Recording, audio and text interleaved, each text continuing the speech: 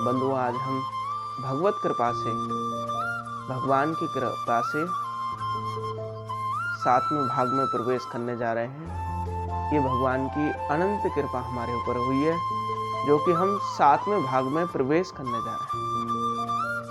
और छठे भाग में आपने बड़ी सुंदर भगवान की चीर हरण लीला को श्रवण किया। भगवान ने चीर हरण लीला क्यों करी, यहाँ पर राजा परीक्षित ने भी प्रश्न किया बंधु। और किसी के मन में ये शंका आती है कि क्योंकि भगवान तो धर्म की स्थापना करने के लिए इस संसार में आते हैं। आपने सुना है ना गीता में, यदा यदा ही धर्मस्य ग्लानिर्भवति भारत अभ्युत्थानं धर्मस्य तदात्मानं सृजाम्यहम्।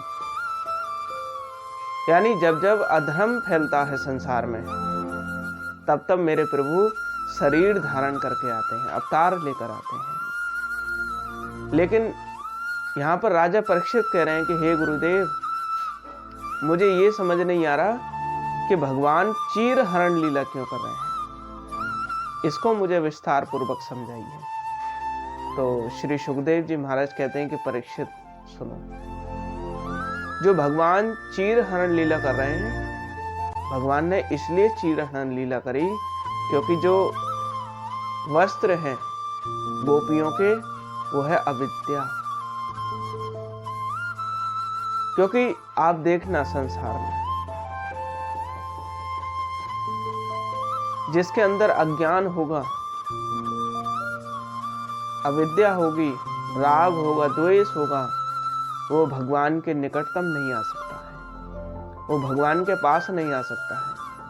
लेकिन भगवान के पास कौन आता है? जो इन सबसे परे हो जाए, जो शांत हो जाए, जो शांति को एकदम ठहर जाए, वो भगवान के बिल्कुल नजदीक जा सकता है। श्री सुखदेव जी महाराज कहते हैं कि परीक्षित, भगवान ने जो गोपियों के वस्त्र हरे हैं, वो अविद्या रूपी वस्त्र हैं।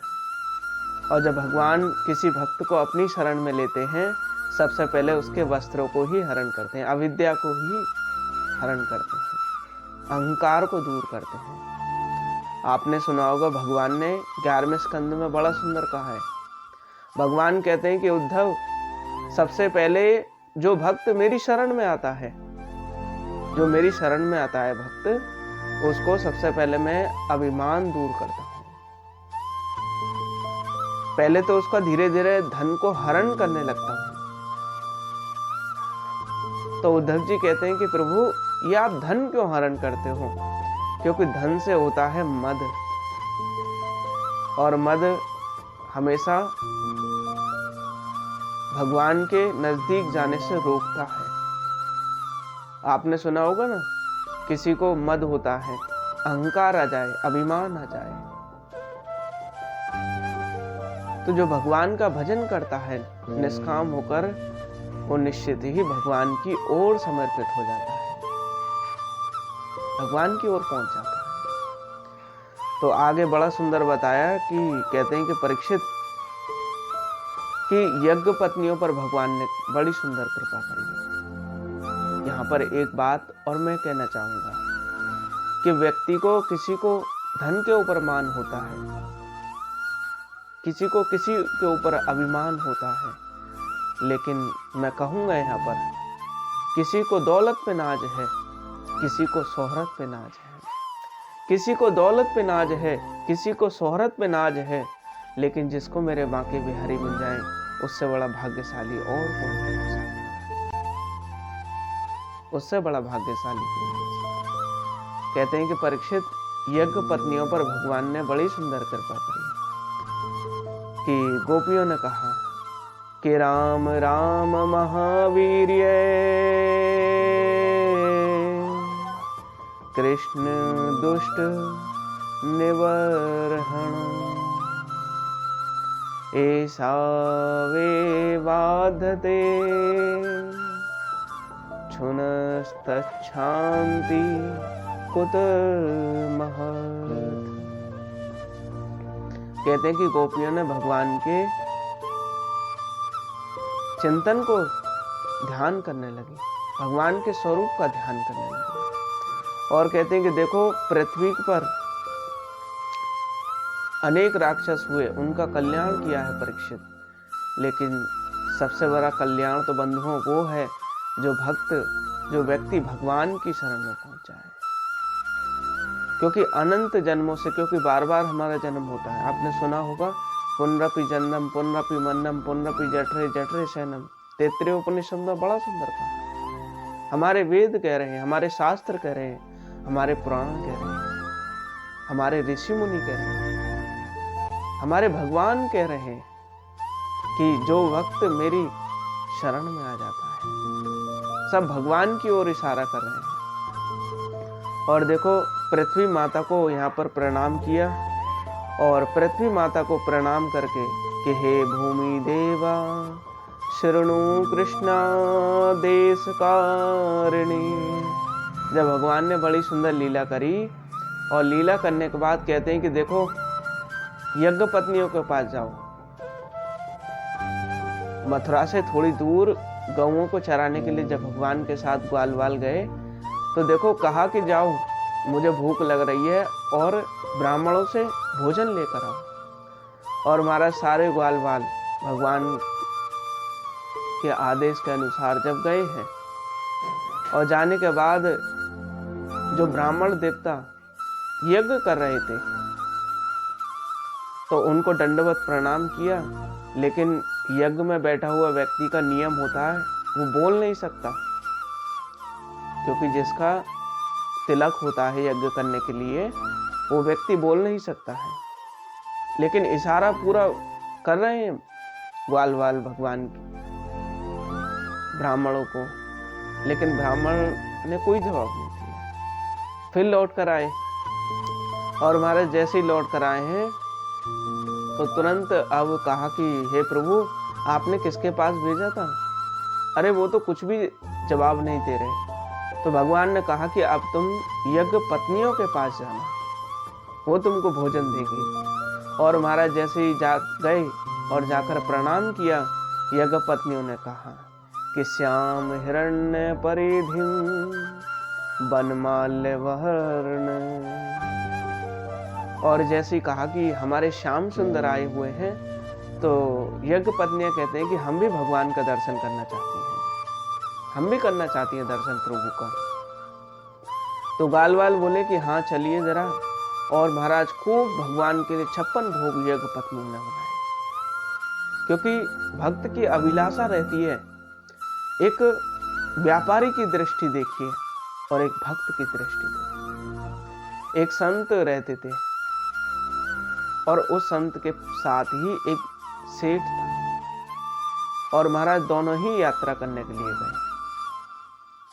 लेकिन यात्रा के बीच में कुछ खुला मैदान देखा, तो जो संत थे उनके हृदय में ये भाव आया कि यहाँ पर कितना सुंदर प्रभु का मंदिर होता, तो मैं प्रभु के लिए सेवा कर पाता, और यहाँ पर भगवान की बड़ी सुंदर कथा भी कह पाता। लेकिन सेठ जी के अंदर भाव था कि यहाँ पर मैं यदि व्यापार डाल दूं, तो मुझे और ज्यादा मुनाफा होगा, मुझे और ज्यादा कमाई होगी। यही होता है बंधुओं कि दृष्टि का ही फेर होता है। जैसी आपकी दृष्टि होगी, वैसे आपकी सृष्टि भी होगी बंधुओं। तो सबसे पहले दृष्टि को अच्छा करें, अपने विचारों को अच्छा करें, क्योंकि अच्छे विचार होंगे, अच्छी संगति होगी, तो आपके अंदर वैसे ही विचारधारा आ जाएगी। संगति को भी अच्छा करें। और जैसे भगवान की ओर यज्ञ पत्नियां गई 56 भोग लेकर, खूब आनंदित हुई, और कहती हैं कि प्रभु आपका दर्शन होकर हमें ललायत, हमारी करोड़ों जन्मों की अभिलाषा पूर्ण हो गई, जो हम अनंत जन्मों से भटक रहे हैं। और भगवान ने कहा कि यज्ञ पत्नियां कहती हैं बड़ा सुंदर कि गृहन्ति नो पते पितरो सुतावा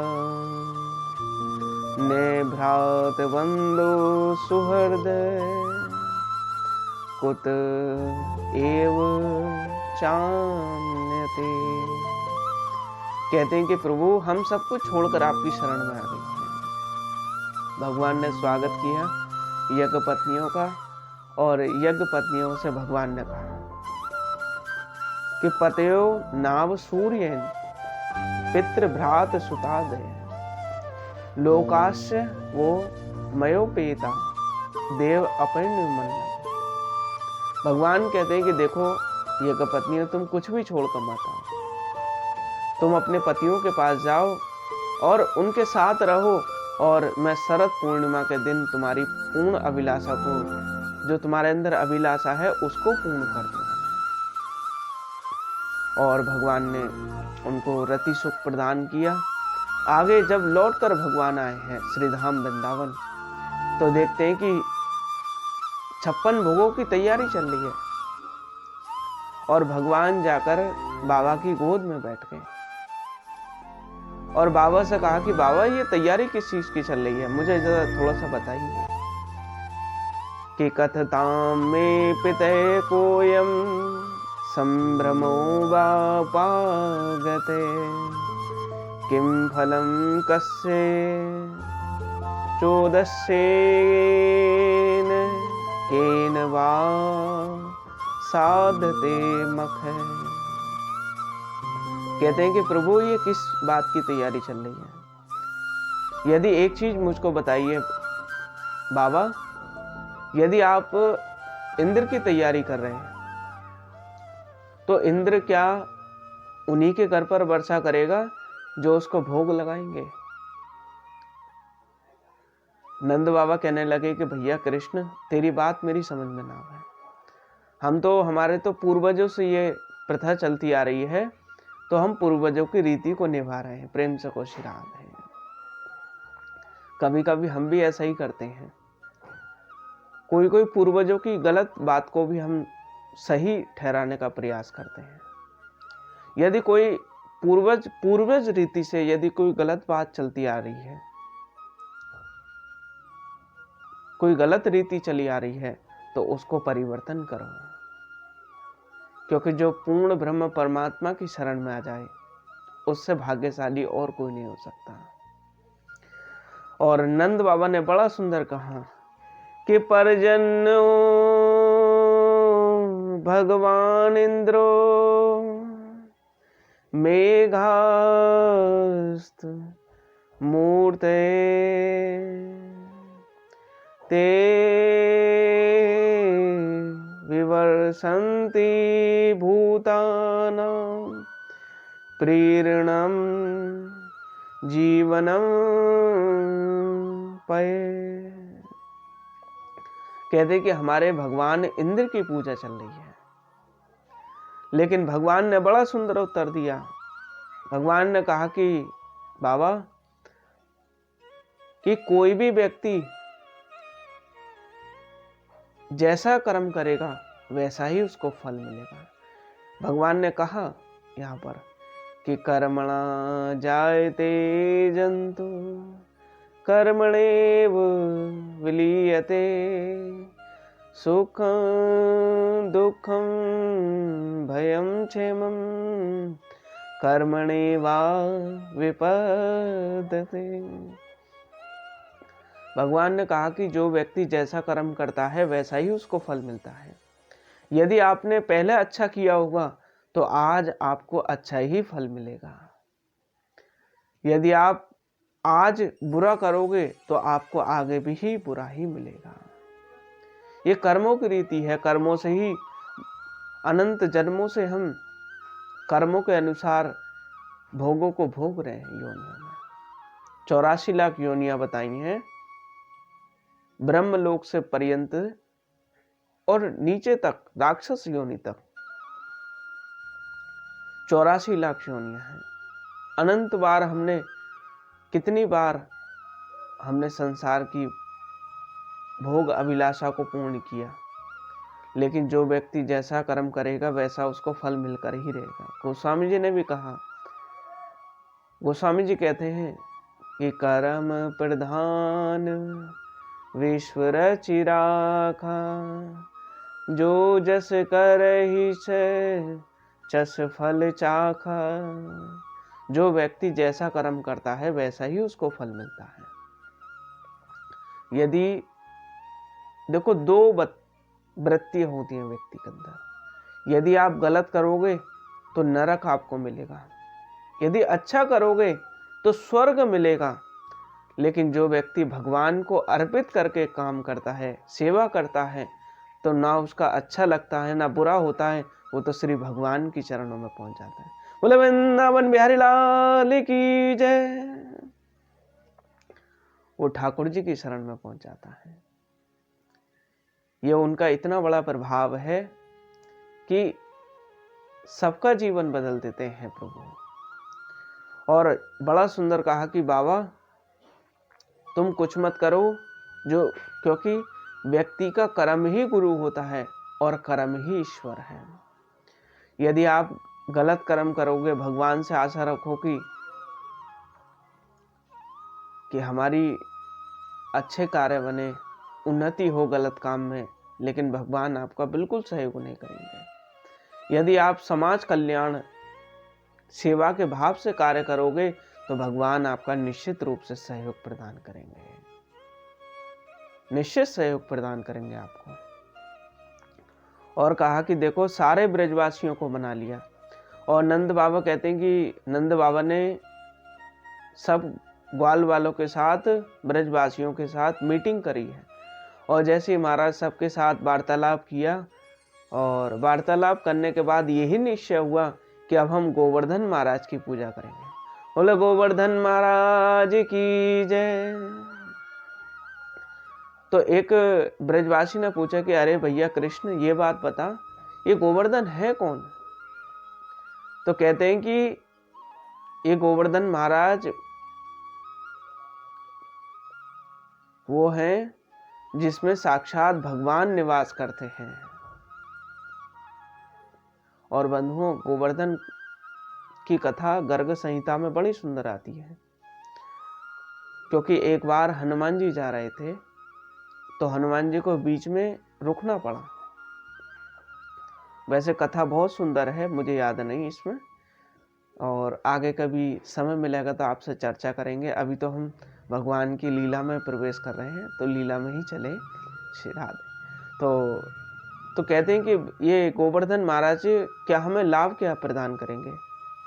तो भगवान कहते हैं कि देखो गिरिराज महाराज हमें लाभ ये प्रदान करेंगे कि सबसे पहले तो हमारी गौओं के लिए हरा चारा प्रदान करेंगे, और दूसरी बात हमारे खेतों के लिए ये ठंडा ठंडा शीतल जल प्रदान हमको करेंगे।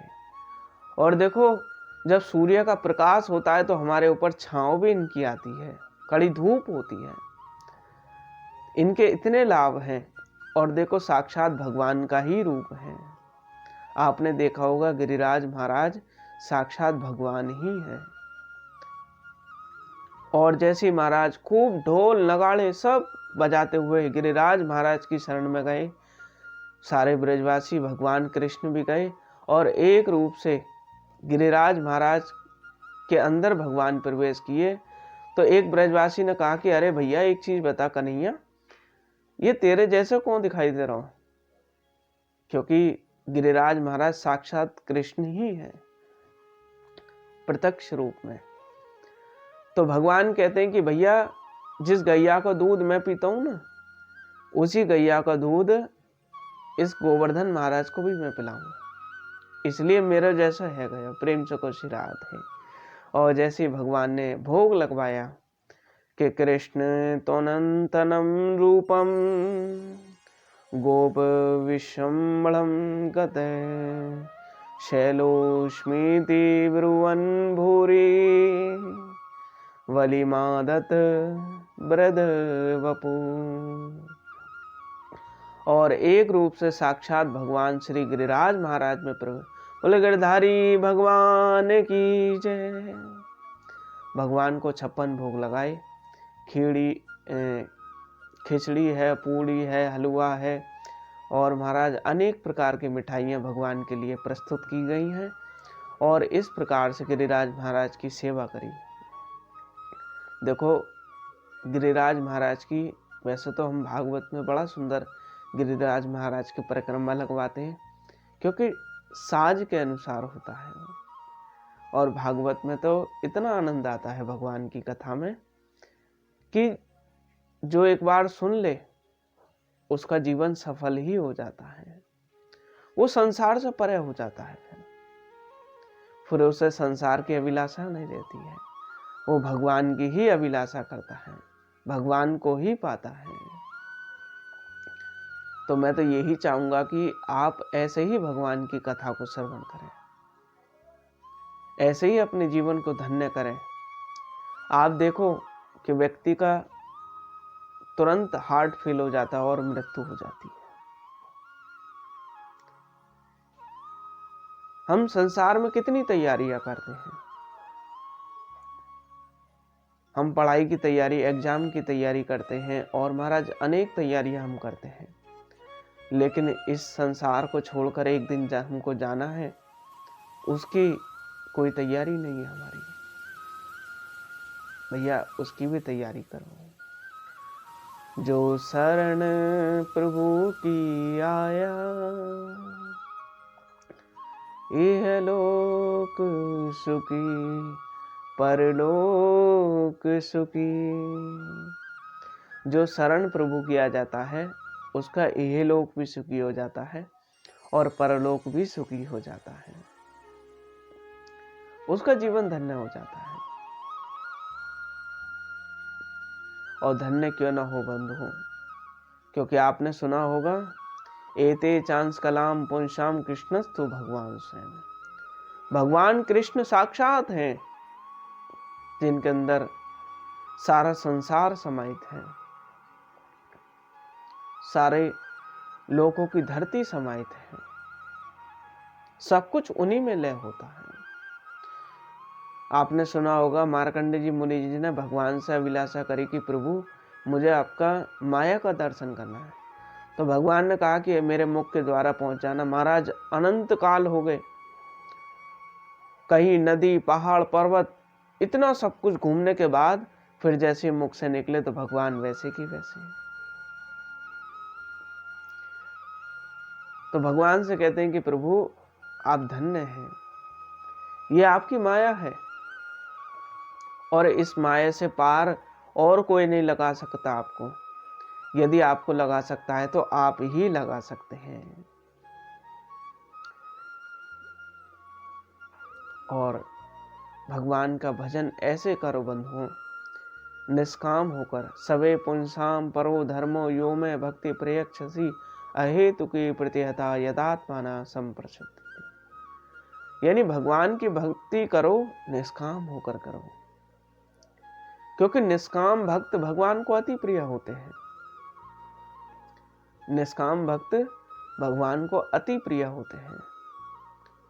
और इसी प्रकार से हम भगवान की अनंत लीलाओं को श्रवण करें और ऐसे ही हमारा जीवन मंगल में होता रहे। क्योंकि भगवान कौन है आपने सुना ना, गोस्वामी जी ने लिखा और भगवान शंकर ने कहा, मंगल भवन मंगल हारी द्रवस दशरथ अजिर बिहारी। भगवान अमंगल को भी मंगल कर देते हैं जो उनका नाम गाता है, जो उनका कीर्तन गाता है। लेकिन इंद्रियों से भक्ति मत करो, आप इंद्रियों से करो अच्छी बात है, लेकिन उसमें जो मूल प्रधान है वो है मन। मन से भक्ति करो। जो भक्त भगवान की मन से भक्ति करता है भगवान उसको स्वीकार कर लेते हैं। तो आज की कथा को हम यही विश्राम देंगे और इस प्रकार से ही ये प्रवाह चलता रहे भगवान की कथा का। और आगे की कथा आपको अगले भाग में आपको श्रवण कराएंगे, जो 8वां भाग होगा। और इसी प्रकार से आपका जीवन सुखी हो, आनंदमय हो। भगवान से मैं यही प्रार्थना करता हूँ, सर्वे भवन्तु सुखिनः, सर्वे सन्तु निरामय, सर्वे भद्राणि पश्यन्तु मा कश्चित्। सब मंगल में हो। और इसी बात को मैं अपनी वाणी को विश्राम देता हूँ। श्री